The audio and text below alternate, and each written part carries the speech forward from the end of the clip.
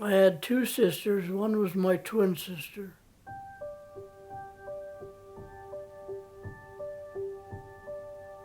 I had one older sister. She was next to the oldest.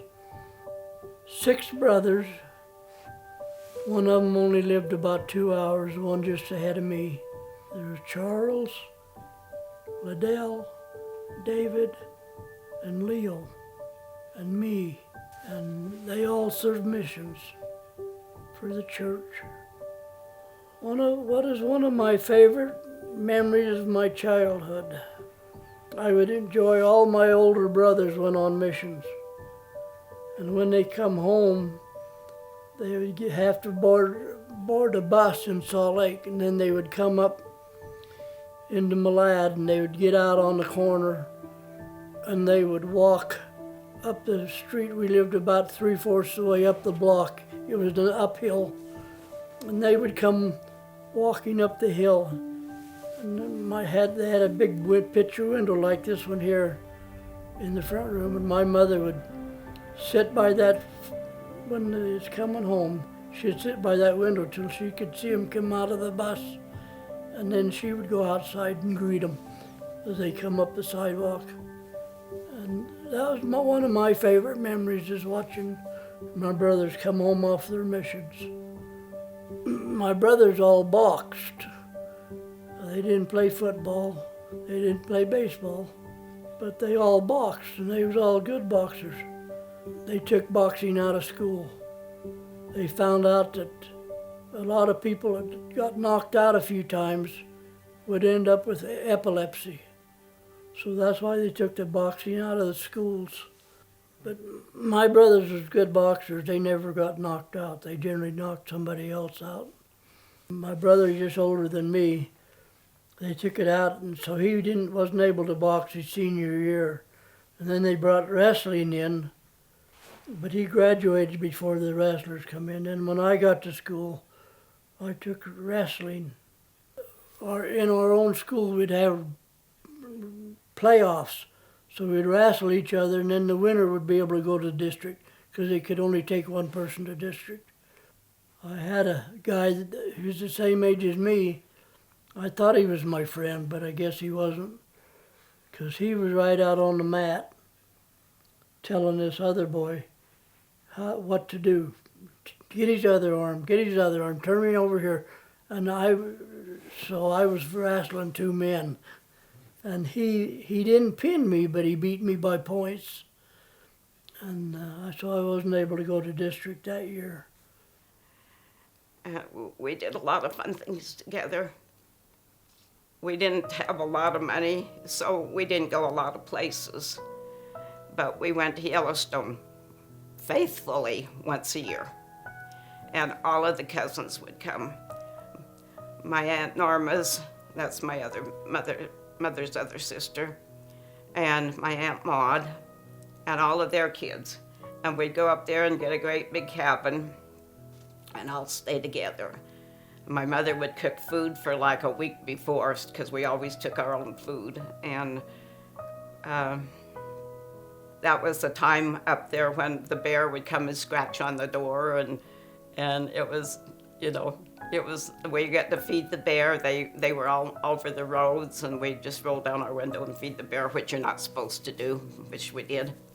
I had a cousin, my Aunt Maud's boy, Johnny, and he worked for Standard Oil and oil companies, and he was he worked in Island Park and West Yellowstone and Jackson Hole.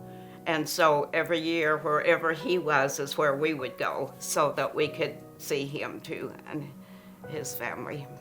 My dad loved to fish, and he fished in every stream, Island Park, Yellowstone, Jackson Hole. Here in Malad, the reservoirs, he loved to fish, and so did my sister, and so did my brother. So my mother and I didn't really like to, so we would sit in the car while they went fishing in the boat or on the dock.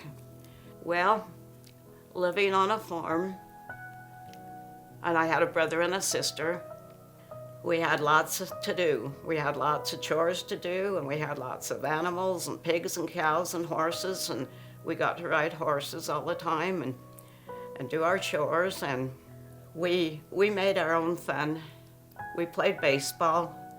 We played Annie-I-Over. We played checkers, anything that was available to do for us. We played in between the work time. Of course, I didn't know any other life, but I loved growing up on a farm, and that's probably why I married a farmer. One time when I was feeding the pigs, that was my job. Before I went to school, I walked out to the corrals and had the water hose in the trough, and I looked down and there was a rattlesnake down there by my feet under the boards. And it was curled up, but it didn't strike. It didn't even rattle. And so it scared me so bad, I just dropped the hose, left it running, and run to the house to get my dad, and he come out and killed it. Because we were taught never, ever to let a rattlesnake get away. And so I've killed many rattlesnakes in my life. And the last year before I left there, we killed, all of us together, total killed 44 rattlesnakes. But then the freeway come in up above our place down there at Cherry Creek. And so it stopped a lot of the snakes from crossing the highway and coming down. We had a blow snake in our house. In the furnace vents were on the floor. And my sister-in-law was sitting there on the couch, and she kept looking down, and we kept saying, "What are you looking at?" And she says, "There's a snake in there." And of course we laughed and we didn't believe her. And we went over and looked and we couldn't see one. But she'd say, "There it is again." So we went and looked and we finally saw the snake. It was sticking its tongue up through the vent. And we don't know to this day how it got into the furnace and vent or anything, but it's how we got it out was my dad got his fishing pole and he put the line and the hook down in through there, and he caught the snake on the hook and brought it out. And it was just a blow snake, thank goodness it wasn't a rattlesnake. And I have a lot of snake stories.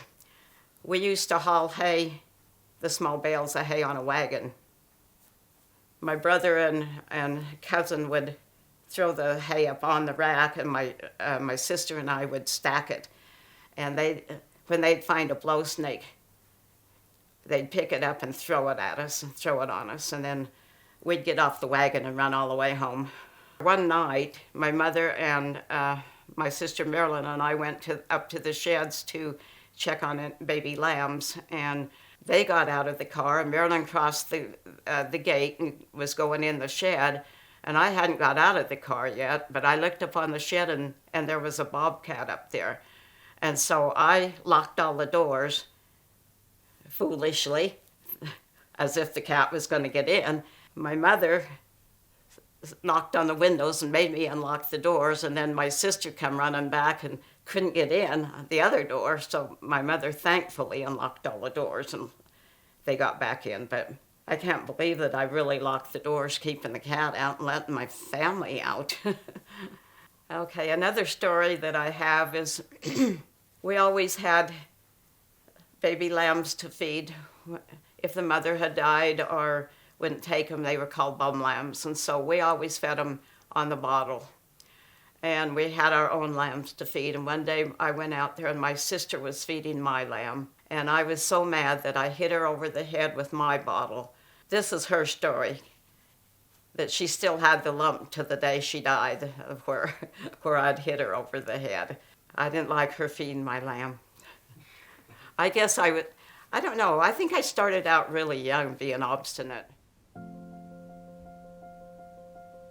One time when my family wanted to take pictures and my grandma and grandpa were there, and they were trying to get me to stand still and have my picture taken, and I didn't want to do it. And I was only like 1.5 or 2 years old, but I have a picture of Grandpa twisting my ear to hold me still there.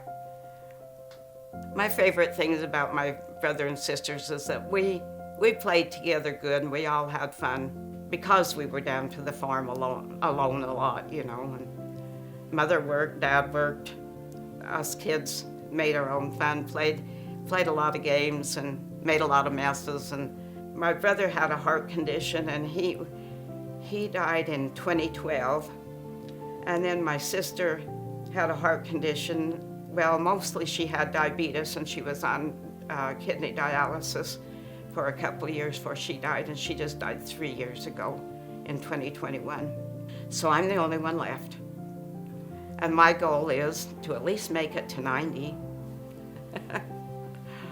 My mom was 56, my dad was 81, and all of my aunts were in their 90s and almost 100. And so, well, when I was in the 4th grade, I got rheumatic fever and was in the hospital. And I was given a blessing, and I was okay, and the rheumatic fever didn't cause me any heart problems like it did my mother. And then again, when Jana was only 6 weeks old, I got rheumatic fever again and was in the hospital for 6 days this time. And the doctor sat with me all night long because he didn't think I was going to make it. And my blessing said I would, and I did. I have had 2 hip replacements in my life, and I'm thankful that I am able to get around and walk and not be crippled.